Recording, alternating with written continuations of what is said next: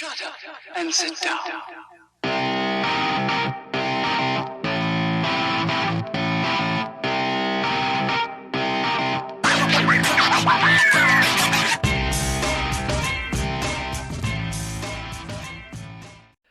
Hello everybody and welcome to episode number 2 of the Gamma Legacy. Today we're going to be taking a look at Gamma 41, Herringbone versus John, and this is going to be for the Gamma Light Heavyweight Championship. I think there are 12 cards, or 12 matches on this card I should say.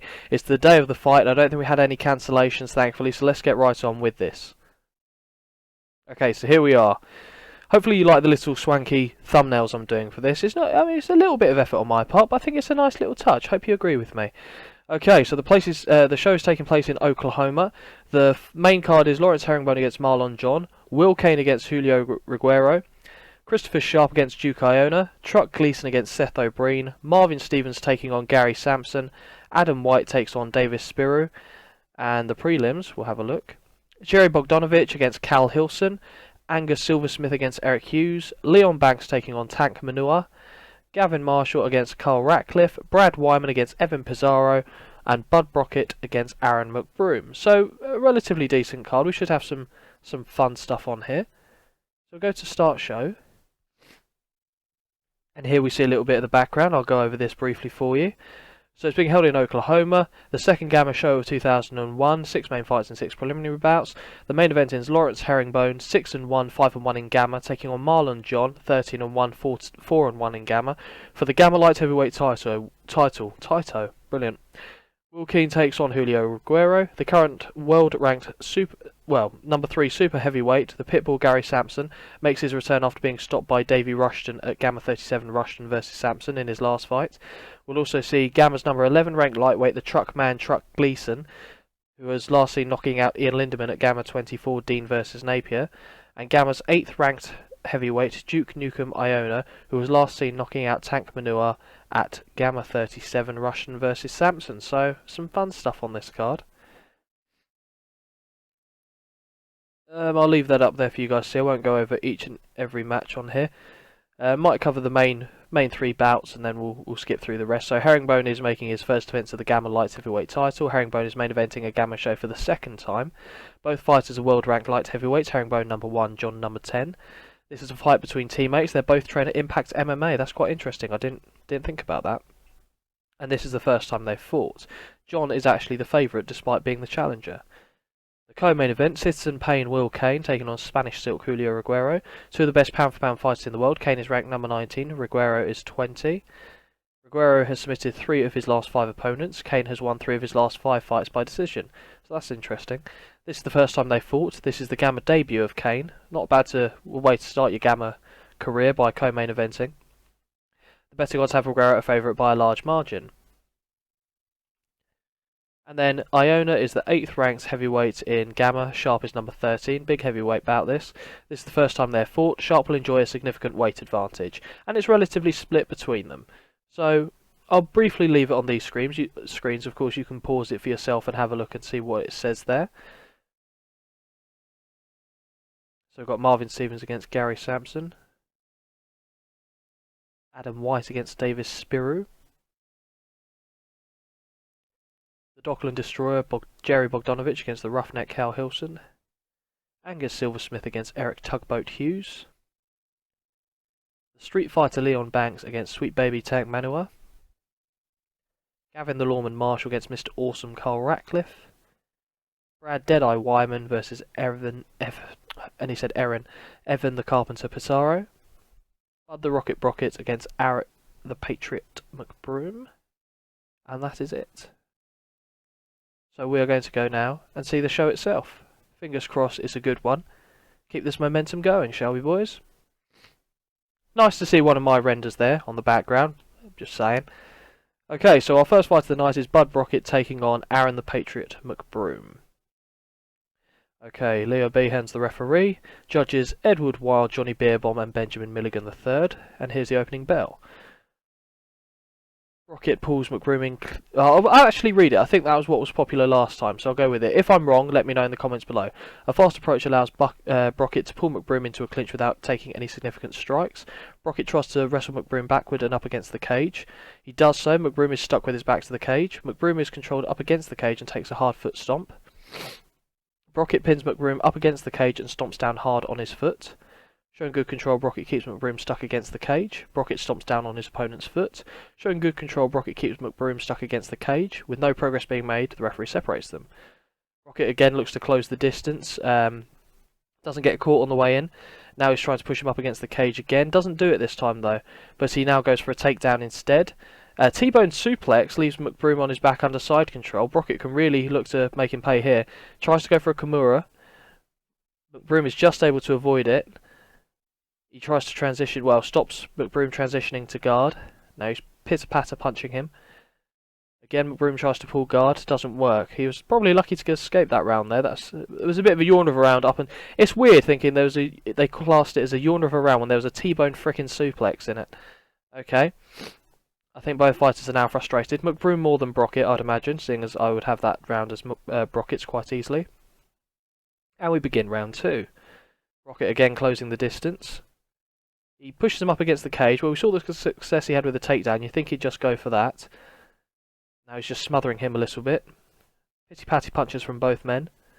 Tries to keep him there, but McBroom actually reverses it and steps back, not wanting to grapple. This is where he wants it, at range.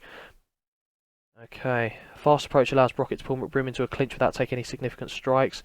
Very much a repeat of what we saw in the first round. Brockett is looking to muscle McBroom up against the cage. Does it.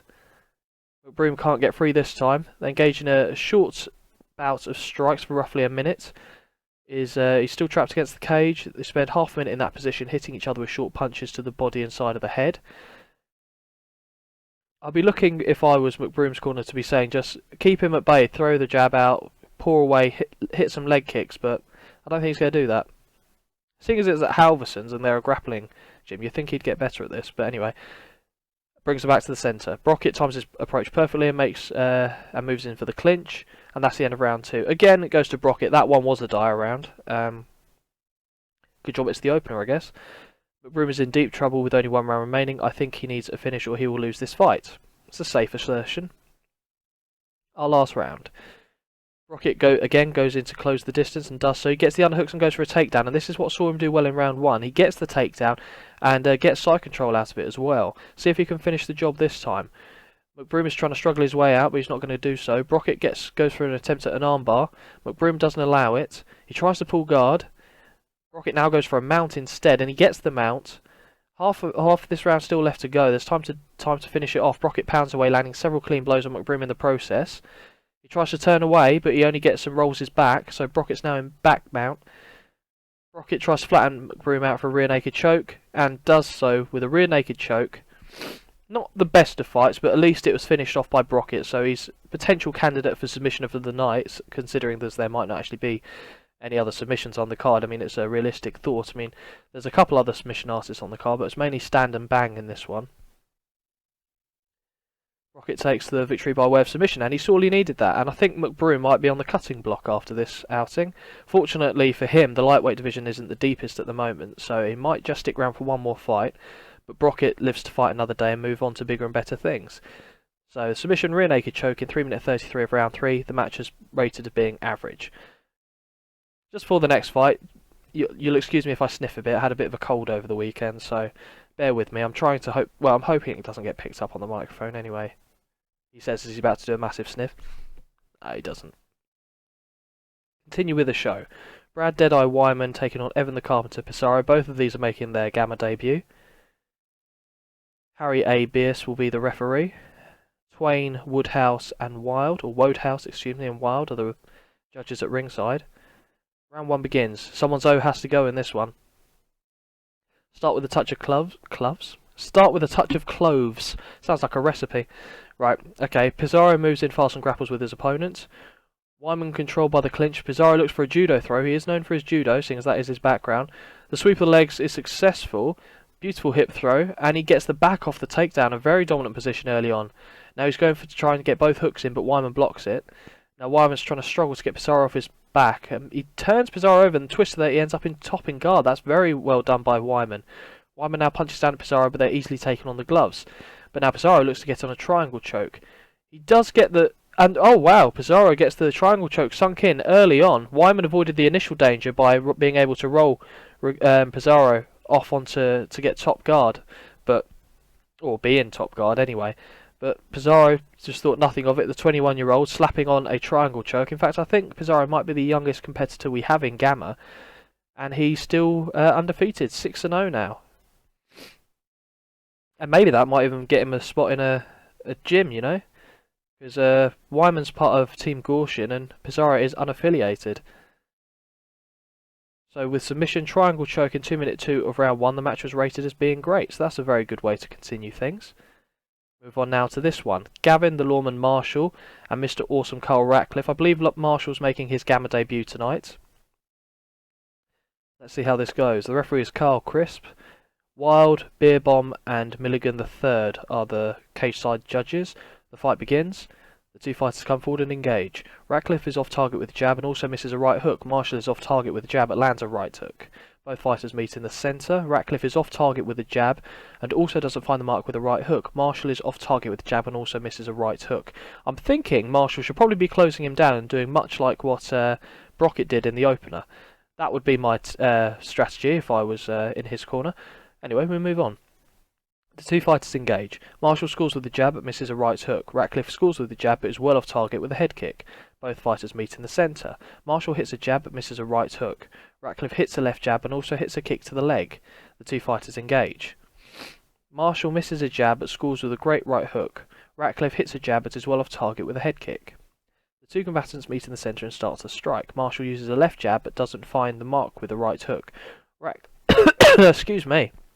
Ratcliffe misses a couple of jags. He's fighting with cars now in the cage. That's how he rolls. He's fighting with Jaguars, but scores a glancing blow with a right high head kick. Well, it would be because it's to the head. Ratcliffe comes forward and the two fighters exchange strikes. Marshall hits a jab in the exchange. Ratcliffe throws a two-punch combo, but Marshall avoids both. We move into the second half of this round. The two combatants meet in the centre and start to strike. Marshall hits a jab and also hits a right cross. Ratcliffe scores with a jab and also hits a right hand. Both fighters meet in the centre. Marshall uses a left jab and also nails a right cross.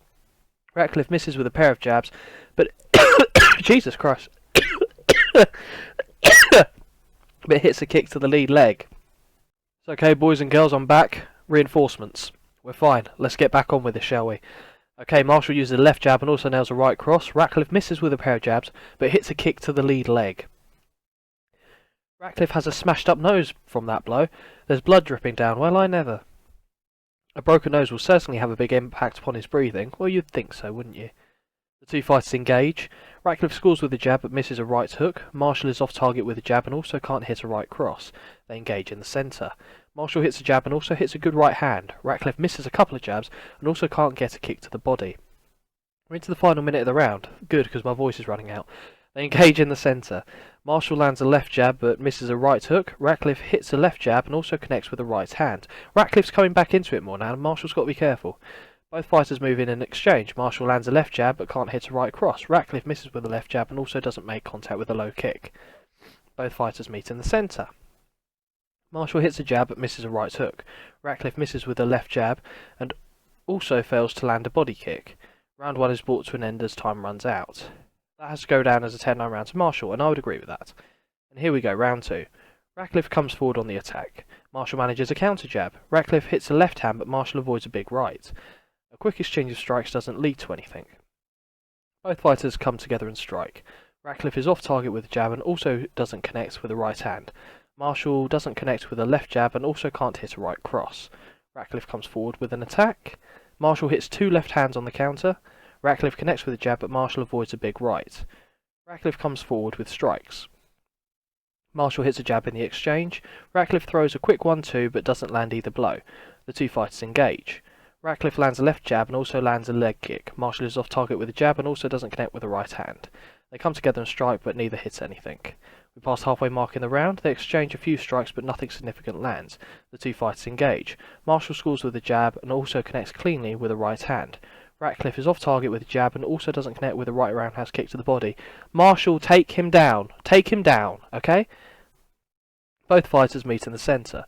Marshall hits a left cross. Ratcliffe scores with the jab and also hits a wicked right head kick. Okay, interesting. He's down. Marshall falls to the floor. It's a knockdown. Ratcliffe senses victory and starts to unload with punches. Ratcliffe unloads with big right hands, but Marshall covers up well. Ratcliffe fires away with punches, but does little in the way of damage. Marshall scoots around and wraps his legs around Ratcliffe to pull guard. Okay, interesting. Ratcliffe smothers Marshall with his body by pushing forward and down. Round 2 ends as time expires. That's interesting. Didn't think Ratcliffe was going to come back into this one. Just have to see what happens in round 3 now. I think Ratcliffe took that round 10-9 on my scorecard. He wouldn't have done had he not head kicked and knocked Marshall on his arse. With 1 round remaining, I think we're even at 1 apiece. And I think Ratcliffe is now showing his experience. 22-5, so he's lost as many fights as Marshall's had in his career. There's the bell, and the final round begins. Both fighters come together and strike. Marshall scores with a jab, but doesn't find the mark with a right hook. Ratcliffe is off target with the jab, and also doesn't find the mark with a right hook. The 2 combatants meet in the centre and start to strike. Marshall hits a left jab, and also lands a right hook. Ratcliffe is off target with the jab, and also is wide of the mark on a head kick attempt. The 2 fighters engage. Ratcliffe doesn't find the mark with a right hook. Marshall scores with the jab, and also nails a vicious right cross. Interestingly, now he's just knocked down Ratcliffe with a punch. Is knocked down to the mat. Marshall starts pounding away on Ratcliffe, looking to finish him off. Marshall pounds away, landing several great shots that threaten to KO Ratcliffe. The referee jumps in and stops the fight as Ratcliffe went limp. Do you know what? That wasn't a bad fight, actually. Wasn't a bad fight at all. I thought Marshall would win, but I didn't think he'd get knocked on his arse in the process. So the 23-year-old moves to 6-0 now. Carl Ratcliffe slips to 22-6. And Gavin Marshall takes the victory by way of knockout. So it wasn't even a TKO, it was a straight-up knockout. 1 minute 24 of round 3, the match was rated as being good. The match before was rated as great. I think Marshall and Ratcliffe was more entertaining, probably. That, and I choked halfway through it, so, you know, there was that as well. Okay, move on now to the next match. Now, this is going to be a stand and bang type affair, I think. The Street Fighter Leon Banks takes on Sweet Baby Tank Manoir. Okay, next up is match. Well, I've just read that, don't need to say it again. Our referee is Carl Crisp. The judges are Beer Bomb, Milligan III, and Twain. Here's the opening bell. Banks comes forward with an attack. Manoir's lands a left hand in the exchange. Banks hits 2 right jabs and then hits a nice straight left that lands hard. Banks hits a right jab and then scores with a left cross that landed hard. Backing off, Manoir stumbles and almost goes down. I think he's hurt. Banks acts fast, moving in and floors Manoir with a left hand to the jaw. Banks quickly pounces, looking to rain down punches on the stunned Manoir. Banks fires away with punches and Manoir is stung by several big shots. Banks punches down at Manoir, but they're easily taken on the gloves. He keeps taking it. He's taken a second to plan ahead. Manoir tries to put him in guard, doesn't allow it. Banks unloads with less, but does fairly minimal damage. I think Manoir might have weathered this storm, and he now transitions to full guard. Banks keeps extremely tight to Manoir and peppers him with short punches, aware of submissions, Banks doesn't allow Manoir to lock him up with double underhooks. Banks is trying to pass guard. The pass attempt results in a scramble for position as Manoir tries to get back up. The scramble results in Banks having to turtle with Manoir holding him down while facing him. Manoir starts unloading with massive rights and Banks is getting pasted. And that's it. Banks nearly finishes Manoir. Instant turnaround. The slight favourite, Sweet Baby Tank Manoir, moves to 19-7. And Leon Banks slips to 32-14. TKO victory. Post-fight interview, Manoir says he would like to face Carter Potter next. Maybe. Maybe not, though. And at 3 minutes and 25 seconds of round 1, Leon Banks is TKO'd by Tank Manoir. Move on now to the next encounter, and this is the second last preliminary match. The preliminary. Anyway, next up, Angus Beefy Smith. Next up, Angus Silversmith going head-to-head with Eric Tugboat Hughes. I would like Silversmith to win because I like him. He's endearing. Carl Crisp is the referee. Wild, Beer Bomb and Milligan III are the judges at cage side. Here we go. Touch of gloves, very nice. Hughes moves in on Silversmith, preparing to throw. A jab hit home from Hughes and then lands a right hand. A quick step in from Silversmith means he closes the distance and clinches with Hughes without any significant counter strikes landing. Silversmith looks to take him down and does so. He gets the back directly off the takedown and starts pounding away. Hughes is taking heavy shot after heavy shot and the referee pulls Silversmith away. A very early victory here. Impressive display by Silversmith. I thought he would win. I didn't know he'd necessarily blow through Hughes quite as quickly. And he gets the TKO at 1 minute 18 of round 1. The match was rated as being good. It's a night of good finishes so far. We haven't had a decision. I like that. And we're nearly halfway through the card. Can you believe it? Can you, Adam and Eve it? Okay, now this is the last of the preliminary fights. A personal favourite of mine, the Dockland Destroyer Jerry Bogdanovich taking on the Roughneck Cal Hilson. Okay, let's see what damage these boys can do. 9-0 against 4-0. Another O must go in this one. Leo Behan will be the referee, and Wodehouse, Wild and Beerbomb are the cage side judges. Here we go. Hilson ignores an offer to touch the gloves. You don't want to do that with Bogdanovich. They stand and trade blows, but neither can land anything damaging. Both fighters step into strike. Bogdanovich hits a left jab and also connects cleanly with the right hand. Hilson misses with a left jab and also misses with a big right hand. I just realised they're both brawlers. I knew Bogdanovich was. I thought Hilson had something else. The two fighters engage. Bogdanovich hits a jab and also hits a right hand. Hilson lands a left jab but can't hit a right cross. Bogdanovich forces an exchange of strikes. Hilson throws a counter left but doesn't connect. Bogdanovich fails to find a home for his jab, and then hits a nice straight right. The two come together and engage. Bogdanovich hits a jab but doesn't connect with a right hand. Hilson misses with a left jab and also misses a right hook. The two fighters come forward and engage. Bogdanovich hits a pair of jabs and also lands a right hook. Hilson hits a jab but misses a right hook. Bogdanovich attacks with strikes. Hilson fires off a counter jab but it doesn't connect. A jab hit home from Bogdanovich and then scores with a right cross that landed hard. Bogdanovich moves in closer, looking to open up an attack. Hilson lands a weak tentative jab. Bogdanovich uses a left jab but misses with a vicious right hand. We've now passed the halfway mark of the round. Yeah, thank you. Hilson steps in and grapples with his opponent, but had to take several strikes on the way to do so. Hilson looks for a trip takedown now. Bogdanovich blocks the takedown attempt and takes control of the grapple. Using his wrestling skills, Bogdanovich is trying to push Hilson up against the cage. Hilson ends up backed against the cage.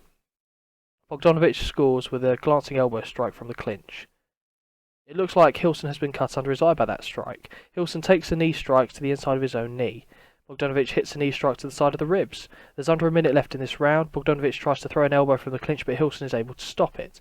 Bogdanovich smothers Hilson against the cage, then uses his dirty boxing skills to his advantage. Bogdanovich attempts to use a close-range elbow strike, but Hilson pulls the clinch tighter. The time runs out of round 1. I'd say that was definitely 10-9 in favour of Bogdanovich, and I would agree. The corner goes to work between rounds trying to close the cut on Hilson. There's the bell for the start of the round. They stand and trade blows, but neither can land anything damaging. They engage in the centre. Bogdanovich hits a left jab and also lands a right hook. Hilson is off target with a jab and also doesn't connect with a high right hand. The two combatants meet in the centre and stand and strike. Bogdanovich scores with a jab and also connects cleanly with a right hand. Hilson misses with a left jab and also misses with a big right hand. You can see the pattern in this. I'm just waiting for Bogdanovich to hit the killer blow at this point. Bogdanovich attacks with strikes. Hilson throws a counter jab but misses. A jab is wide from Bogdanovich, but then hits a nice straight right that lands hard. Bogdanovich connects with a nice jab, then catches Hilson with a right hook. Bogdanovich attacks and strikes. Hilson can take a bit of damage. He is from Texas, though. Bogdanovich connects with a nice jab and then lands a right hand. An exchange of strikes happens right in the centre of the cage, but nothing comes of it. We're past the halfway mark of this round. Hilson aggressively moves in and grapples with Bogdanovich, but took several punches on the way to do so. Clinch with Bogdanovich, Hilson tries to take him down. Bogdanovich blocked the attempt and takes control of the grapple. Now Bogdanovich uses dirty boxing to get in a few crisp punches on Hilson as they grapple, and continues to do so again, and again, and now we're in the final minute of the round. Now Bogdanovich tries to put him up against the cage and does so, goes for a foot stomp but puts him off balance, and now he's trapped against the cage, and now he's being smothered by Hilson. The rest of the round sees them remain there. So I'll still give that to Bogdanovich. Not the most exciting of rounds, that one, but Bogdanovich again on the judges' scorecard, or the Blur Cat scorecards, gets the nod. Hilson's in deep trouble with only one round remaining. I think he needs a finish or he will lose this fight. Our last round, round 3, begins. Bogdanovich attacks with strikes. Hilson tries to hit a jab but misses. Bogdanovich connects with 2 left jabs but misses with a vicious right hand. There's an exchange of strikes, relatively close range, but nothing really lands. They exchange a few strikes but nothing significant lands again and again. Now Bogdanovich is coming forward. Hilson misses. Bogdanovich connects with a nice jab and hits Hilson with a beauty of a straight right. Another nothing combination. Yeah, they come together, neither hits, that's what I was going for. Bogdanovich steps forward and a strike exchange begins again. Hilson misses. Bogdanovic hits another nice right hand, and they engage back in the centre. He still hits in with these left-right combinations, 1-2. Some of them being 1-4, I think. Bogdanovic comes forward and strikes. Hilson misses again. Bogdanovic connects with a nice jab and then lands a right hand. Okay, Bogdanovic comes forward and strikes. Hilson tries to hit a jab but misses. Bogdanovic lands a left hand and then lands a right hand. There's under a minute left in the round. Exchange strikes goes nowhere. Bogdanovic lands a jab and then scores with the right cross that landed hard. And that's the end of the fight. So Bogdanovic should have won this 30-27, one would assume. Scores being reported now. Well, it looks like it's going to go his way, even getting a 30-26, and he is given the unanimous decision. The match that I would have banked on finishing before going to the judges' time limit out of the preliminaries would have been this one. Sod's Law, this is the only one that goes to a decision out of it. So we're going to go now to the main card. And what I might do going forward, as the cards get bigger and bigger, because there'll be some cards where I'll have 20 fights, I think I'll do the preliminaries off camera, and I'll record the main parts for you guys so you can watch it. I think that's fair. If you think you'd rather see everything, let me know. It's just that obviously those videos would then be longer. But we'll get into that a bit later. We'll move on now to the main card. Okay. Yeah. And here we go. We start with Adam White taking on Davis Spiro. Leo Bian is the referee for the fight. Twain, Wodehouse and Wild at cage side, and we're underway. They touch gloves. Spiro hits a right jab and then hits a nice straight left. Setting it up with excellent timing, White comes forward and shoots for the takedown. He gets a hold of a leg, but Spiro remains standing, hopping on the other foot. He's not able to complete the takedown result, so he has to force Spiro up against the cage. Showing him how good he can be at controlling opponents, White keeps Spiro stuck against the cage. And they're pretty much pity-patting each other up against there. And White tries to take him down with his back against the cage. And Spiro grabs the cage to block the takedown. That's naughty. He gets a break as... Oh, wow, the referee didn't catch it. Well, we saw it. That's surely enough. Okay, White pins Spiro up against the cage. And now he goes for underhooks and looks to try and take him down again. And this time he gets him with a Greco-Roman slam. And Spiro gives up his back in the process. We passed the halfway mark of this round. White tries to get a rear naked choke applied. No hooks yet. And he doesn't need it. He gets the rear naked choke fully applied without the hooks in. Adam Blitz White moves to 12-0, and Davis Spiro on his Gamma debut falls to 20-6. That will teach you for cheating. Nice finish by Adam White there, though. He wants to take on Stuart Strange next. Now, that could be potentially quite boring, because they're both ground-based battlers, and Strange is known for having poo fights. So, you know, we might do it. We'll have to see how it goes. Okay, so 2 minutes 53 of round 1 sees Adam White take the win. Move on now to Marvin Stevens taking on Gary Sampson, a super heavyweight clash, the New Jersey Crusher taking on the Pitbull. Harry Bierce is the referee, Milligan III, Twain and Wodehouse cage-side judges. The fight begins. Stevens moves in fast and grapples with his opponents. Stevens is trying to push Sampson so that his back is up against the cage, and does so. Sampson is trapped up against the cage, unable to get free. They're both hitting each other up against the cage, and Stevens is basically smothering him there. Carries on with this format, but now Sampson reverses and gets Stevens against the cage. The referee then stands in to break it up. Sampson lands a left hand and then hits a nice straight punch. A handful of punches land, but Stevens was willing to take them to close the distance and grapple with Sampson. Stevens again tries to push him up against the cage, but doesn't move Sampson at all this time, and he's being out-wrestled. Now, Sampson looks for a takedown. It's unsuccessful, and Stevens maintained a good base, but it's not going to stop Sampson, who tries again. And this time he does get the trip, and he forces Stevens to pull guard. So, that is interesting. I thought Stevens might try and ball his way to victory, and it looks like that's what he was trying to do. Sampson fires away and manages to connect with 2 or 3 heavy shots that rock Stevens. The time runs out, and that is the end of round 1. Okay, so I'll give that to Sampson, and indeed they seem to have done so for him. Tentative jab from Stevens lands. Sampson lands a jab and then lands a vicious right cross. Stevens is knocked down as a result. Now Sampson starts pounding away on Stevens, looking to finish him off. Sampson pounds away. Stevens is barely able to offer any defence at all. The referee has to stop the fight. Gary Sampson takes the victory by way of TKO, and in doing so has probably earned himself a crack at the super heavyweight title, which is held by Gary Rushton, I believe. The Pitbull Gary Sampson... Davy Rushton, not Gary Rushton, that's not a person. Gary Sampson defeats the New Jersey Crusher. That would be very offensive to anyone on the East Coast of America. Defeats the New Jersey Crusher Marvin Stevens TKO in 38 seconds of round 2. The match was rated as being decent. A lot of finishes on this. I'm liking it. We had quite a few draws, I think, on the first card.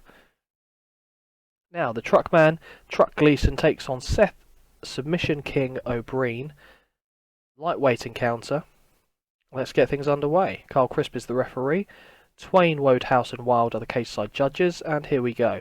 Touch of the gloves, very nice. The two combatants meet in the centre and start to strike. O'Brien scores with a jab and also scores with a left hook to the side of the body. First one we've seen on this card mix it up with body strikes. Gleason hits a left jab and also hits a right hand. Both fighters step into strike. O'Brien uses a left jab and also scores with a right hook. Gleason is off target with a left jab and also can't hit a body kick. They come together and strike. O'Brien scores with a brace of jabs and also lands a right hook. Gleason misses with a left jab and also misses with a spinning kick. Both fighters step into strike. O'Brien hits a jab but can't hit a right cross. Gleason hits a left jab but fails to land a body kick. O'Brien had looked like he was angling for a takedown attempt but couldn't take the initiative.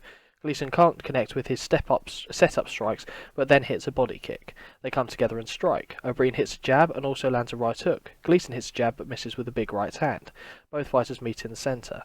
O'Brien hits a left jab and also hits a right cross. Gleason misses with a left jab and also misses with a spinning back kick. The two combatants meet in the centre and start to strike. O'Brien misses with a left jab but connects with a right hand. Gleason hits a left jab but misses with a roundhouse kick to the body. The two fighters stand and trade strikes, but neither lands anything damaging.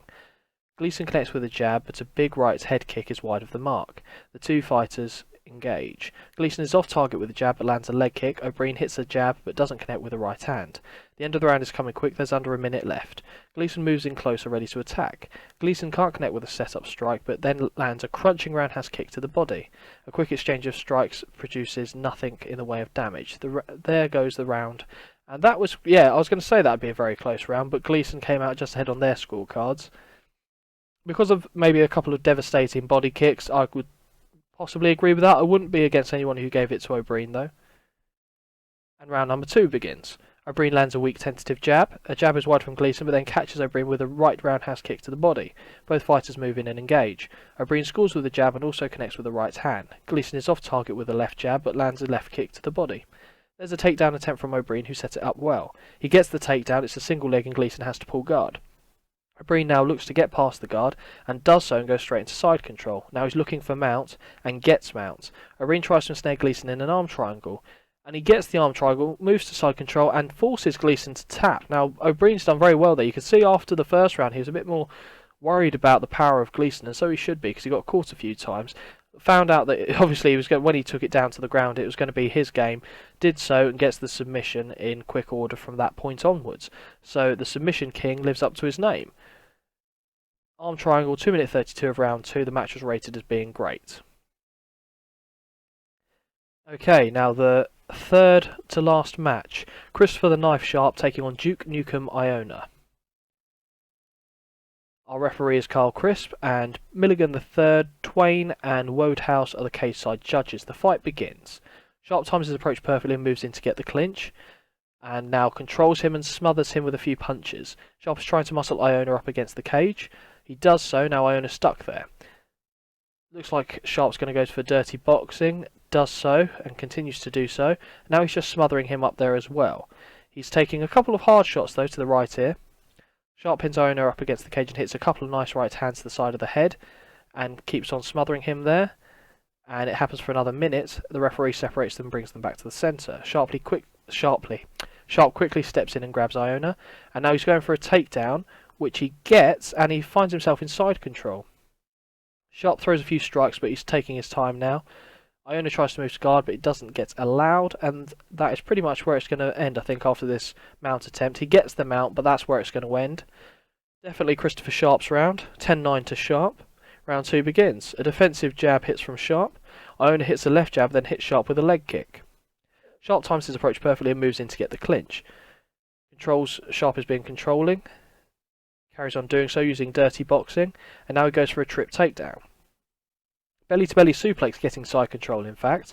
Now he's trying to get a mount. He gets the mount now, and there's a lot of time to work. Sharp hands away with right hands, and Iona is in big trouble. Iona tries to turn away from the blows, but gets rolled, and Sharp has his back. Sharp successfully gets both hooks in and seems primed to finish. Now, Sharp is trying to pound away on Iona, who's getting destroyed by repeated heavy shots to the head. The referee jumps in, makes the right decision, and saves Iona from taking any more shots. Now, this was an evens fight going in. If you look at the betting line, I would have had Sharp down as the favourite myself, because I didn't think Iona would be able to test his jaw and avoid his takedowns. Now, Christopher Sharp takes the victory by way of TKO, 2 minutes 54 in round 2. The match was rated as great. Another finish, so we've only had one match that went the distance so far. Now we're in the co-main event. Citizen Pain Will Kane competes against Spanish Silk Julio Reguero for the in the Gamma welterweight division. Carl Crisp is the referee. Twain, Wodehouse and Wild are the cage-side judges, and we're underway. They engage for strikes in the centre, but neither lands anything. They engage again. Reguero lands a left jab but fails on the leg kick attempt. Kane lands a left jab and also lands a right hook. Kane comes forward and the two fighters start trading blows. Reguero hits 2 left hands on the counter. Kane throws some strikes and kicks to the body, but Reguero avoids them all. Both fighters move in and engage. Reguero hits a jab but misses with a right hand, big right hand. Kane uses a left jab and also hits a right hand. The two fighters come together and strike, but it's relatively tentative and nothing comes of it. Kane hits the left hand but misses when he attempts a big head kick to follow. Kane unfortunately slips as a result of this miss and ends up on the ground. On his back, Kane can't do much to stop a kick to the leg. Kane keeps Reguero back with an up kick. In comes Reguero looking to get some form of ground control. He tries to get side control but has to settle for being in half guard. Reguero looks to get out of half guard. He does so and goes straight to mount, in fact, and now Reguero starts trying to pound away but is unable to land many clean shots on Kane. Reguero pounds away but Kane isn't troubled by the strikes. Kane tries to sweep from the bottom of the mount but doesn't budge Reguero. Reguero pounds away with right. A couple of heavy shots get through and rock Kane. Kane tries to turn away from the blows but gets rolled and Reguero has his back. Reguero tries to get both hooks in but can't quite manage it. Kane tries to roll, doesn't manage that either. Now Reguero goes back to pounding, landing several good shots in the process, and that's the end of round 1. The round was very much going Kane's way until he slipped on his backside and fell into Reguero's territory. And I think Reguero probably gets it as for the dominant ground play, and that the crowd are buzzing after a very exciting round. The judges, or the Blur Cat, give it to Reguero 10-9. We're back underway. Reguero comes forward and strikes. Kane fires off a counter jab. Reguero connects with a nice jab, then hits a nice straight right. Both fighters come together and strike. Reguero uses a left jab and also lands a right hook. Kane misses with a left jab and also is well off target with a head kick. They stand and trade in the centre of the cage, but neither fighter gives or takes any real damage, and they engage in the centre again. Reguero uses a left jab and also lands a leg kick. Kane hits a pair of jabs but misses a high kick. I notice with Reguero, he quite often likes to try and fight his opponent in their territory, and if he just went for takedowns and submissions, he'd win a lot more than I think he otherwise will do. They come together and strike. Kane misses with a left jab but lands a leg kick. Reguero hits a couple of jabs but is well off target with a head kick. They come together and strike. Kane uses the left jab and also connects with a right hand. Reguero uses a left jab and also lands a right hook. Both fighters meet in the centre. Kane misses a jab but hits a kick to the leg. Reguero lands a left jab but is well off target with a head kick. We are now at the halfway point of the round. Reguero forces an exchange of strikes. Kane lands a left hand in the exchange. Reguero doesn't trouble his opponents with a combination ending in a body kick. Both fighters move in and engage. Reguero scores with a brace of jabs and also hits a kick to the lead leg. Kane misses a jab but lands a left kick to the body. So Reguero's doing better than I thought he would in a stand-up exchange with Kane. An exchange of strikes sees neither man fail to land anything significant. They go to strike again. Kane hits a jab and also just about lands a head kick. Reguero lands a left jab but fails on a hook attempt to the body. Reguero comes forward with strikes. Kane manages to counter jab.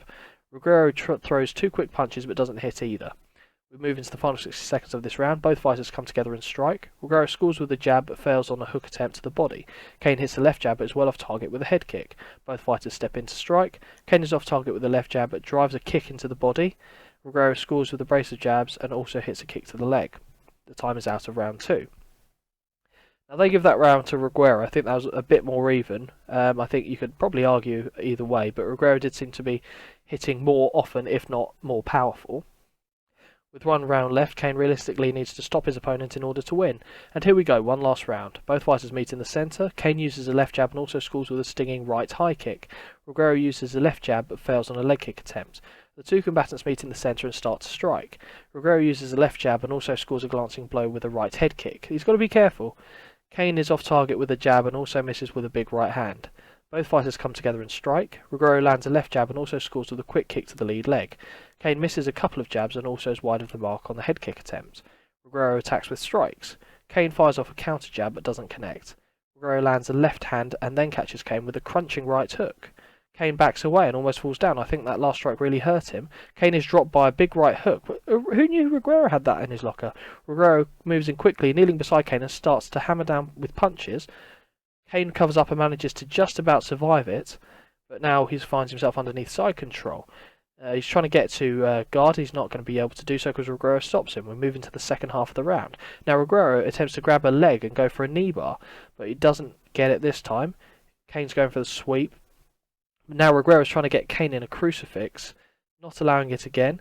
Kane tries to transition to guard but can't manage it. Reguero punches down at Kane but they're easily taken on the gloves. Now Reguero blocks an attempted sweep.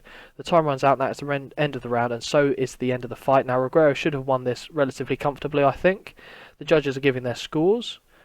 30-27, 29-28 and 30-27. I'm guessing the swing round for Wodehouse was the second round, which we probably gave to Kane. The winner by unanimous decision is Spanish Silk Julio Reguero. The match was rated as being good, and the former welterweight champion moves on. And now, ladies and gentlemen, it is time for the main events of the evening. Lawrence the Law Herringbone, with a record of 16-1. Not the betting favourite, though, against the Punisher, Marlon John. North Carolina against California. Here we go. Let's see how things do. Of course, the title is on the line. Carl Crisp is the referee. Twain, Wodehouse and Wild are your case-side judges. Here we go. Start with a touch of gloves. Herringbone moves in fast and grapples with his opponent. Herringbone looks to muscle John back up against the cage. He does so. He tries to keep him there, but John reverses it and puts him against the cage. Now he tries to go for some dirty boxing, but Herringbone is aware of the danger. Herringbone uses his wrestling skills to prevent John from attacking with dirty boxing. A few short punches to the ribs land as Herringbone fights back. John tries some dirty boxing, but Herringbone wrestles his way out of trouble and manages to turn it round, so John ends up with his back against the cage. Herringbone smothers John up against the cage, and they start with a grueling close-up short battle of strikes for 30 seconds or more. The referee steps in to separate them. A few weak punches land, but Herringbone barrels right through them and gets the clinch he wanted. The end of the round's coming quick. Herringbone is looking to muscle John back against the cage. Herringbone can't do it though and ends up being out-wrestled in the grapple. With underhooks giving him control over Herringbone, John looks for a takedown. And he gets the takedown using the underhooks. Herringbone pulls guard though. John keeps close against the body of Herringbone to avoid any submission attempts. And Herringbone is fighting off his back though, and that's where the round ends. So I'm guessing they said it's a close round. Based on the fact that neither one had much luck on the feet, I'd give it to John. They've said give it to Herringbone, but I'd give that one to John. Round 2 begins. John moves in closer, looking to open up an attack. Throws a too much combination, but Herringbone avoids both. 2 defensive jabs hit from Herringbone, but neither had any power. A jab lands from John, but Herringbone dodges the leg kick that follows. John throws 2 quick punches, but doesn't hit with either. Herringbone quickly steps in and grabs John. Herringbone tries to wrestle John back up against the cage and does so. Herringbone tries to keep him there, but John reverses it. Now John tries to use dirty boxing and wrestling, but John now finds himself back against the cage as Herringbone reverses him. John is trapped up against the cage. Exchange of short punches to the body for about half a minute, and the referee steps in to separate them. Herringbone quickly gets back into the grapple though without taking too many strikes. And he's trying to push him up against the cage again. Can't move John at all though and finds himself being out-wrestled. Now John tries to take Herringbone down. Belly to belly suplex, puts Herringbone on his back and forces him to pull half guard. Now John's taken a moment to catch his breath here, and that's where the round ends. 2-0 to John, I'd say. Although based on this, they're probably going to say 1 apiece. We're dead level at 1 round each. That's debatable. I think John's had both rounds so far. And here we go, round 3. Herringbone pulls John into a clinch again. Now he tries to put John against the cage and he can't manage it. John tries to pick Herringbone up on his shoulders for a slam and does so, slams him down. John begins working to pass from side control. He does excellently, getting past the guard into side control. Now he's taking his time to catch his breath. John attempts the mount. And he does get the mount and starts to pound away with right hands, hitting several big shots. Now he carries on pounding away. Herringbone's in serious trouble after this pounding. But now Herringbone starting to defend himself a bit more. Herringbone tries to go for a half guard, but John's not going to allow it. John pounds away, but Herringbone isn't troubled by the strikes. And John's still pounding away, not really getting through though anymore. And again, and that's where the round ends. That's definitely a 10-9 round to John. Possibly you could argue a 10-8, but we'll go with 10-9. I make it 2-1 to John. I make it 3-0 to John.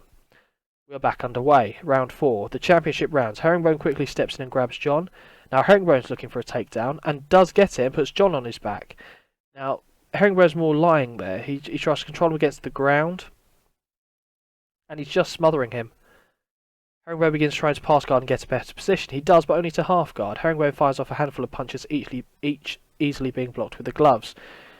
Now John tries to move to guard, but Herringbone doesn't allow it. Herringbone starts trying to work to get out of half guard and into a better position, but now it forces a scrambles because John went for that. Herringbone ends up on bottom with John in side control. That's not where he wanted to be. In side control, John begins working to get to mount, and he mounts Herringbone. John pounds away and Herringbone eats a few big strikes. And up to that last few seconds, I would have said that was Herringbone's round.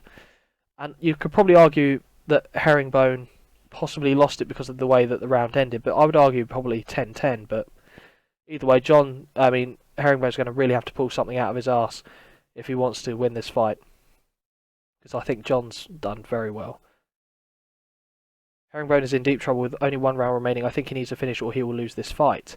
His corner trying to get him fired up, but Herringbone just sits there staring at the floor. Herringbone looks like a defeated man. It's the final round and we're back underway. A jab lands from John, but Herringbone evades a big right punch. A jab hit home from John and then catches Herringbone with a right hook. Herringbone clinches with John, but had to eat several strikes on the way in. Herringbone now tries to push John up against the cage, but John doesn't allow that to happen. Now John goes for a takedown. He gets a T-bone suplex, and he finds himself in side control over a shaken Herringbone. John now attempts an arm triangle. Herringbone fights off the arm triangle attempt. John blocks an attempt to pull guard. John tries to get into the mount position. He can't get the mount. Herringbone rolls away, but he does take the back. We'll go past the halfway point of this round. John pounds away, but is unable to inflict much damage on Herringbone. John pounds away, and Herringbone is having serious difficulty surviving them. Herringbone prevents John from getting in the hooks. Herringbone tries to turn and sweep him, but John doesn't allow it. John tries to increase his control by getting both hooks in, but Herringbone blocks it. John blocks and attempts to roll him off his back. John tries to get both hooks in, but can't quite manage it again. Herringbone again attempts the roll, but John isn't having it, and that is where this one ends. And I think we have a new light heavyweight Gamma champion, ladies and gentlemen. Have to give that round to John, but only a 10-9. I would argue that this is a 50-46 card, if you're asking me. But the judges' scores are now being announced. The judges have given it 49-46, 48-47 and 50-45 to the winner and new Gamma Light Heavyweight Champion with a record of 14-1, the Punisher, Marlon John. So we have a new Gamma Light Heavyweight Champion to end Gamma 41, Herringbone versus John. Herringbone will have to go back to the drawing board on this one, I think. He was a bit outmatched by someone who's superior in the wrestling department. That's not to say if these two were to meet again, the result couldn't be different. It's very possible.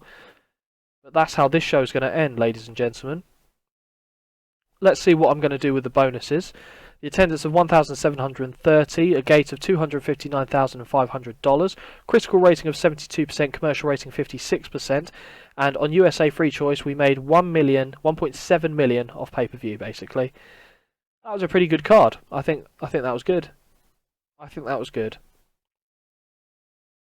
And we have, popularity decreased by 0.3%. That's negligible, to be fair. Okay, right, let's see how we're going to go for this. Well, they're suggesting that for Fight of the Night it should be Seth Breen against Truck Gleason. I actually did think that was pretty good, to be fair. Adam White against Davis Spiru. I'm not going to give it to Adam White, purely because he didn't get the hooks in. So it wasn't I don't know if that means it was especially good, but I like Pizarro's technique. I think he got the more difficult submission hold on from this night. And the knockout, Gavin Marshall, comeback knockout, I'll give that as well. So I'm happy with that. So we've got Seth O'Brien against Truck Gleason for the Fight of the Night. Knockout of the night is Gavin Marshall taking out Carl Ratcliffe. And submission of the night is going to be Evan Pizarro getting the win over Brad Wyman. Each of those winners is going to get $5,000. And we'll leave it there. From the night we can see that Julio Reguero is the top earner, doubling the next man on the card with $25,500. Former champion, obviously he's going to be well paid for. Marlon John, the new light heavyweight champion, is only $4,750. Obviously that's going to skyrocket his value later on. There's also a WEFF card, Underground 1, O'Neill versus Adams. I'm not going to watch any of that, I'll skip that. And that should be it. Oh, we've also got a KDMFC card. We'll skip that as well. Might see a few changes in the upcoming videos with maybe additions to certain weight classes, but I don't want to give too much away just yet.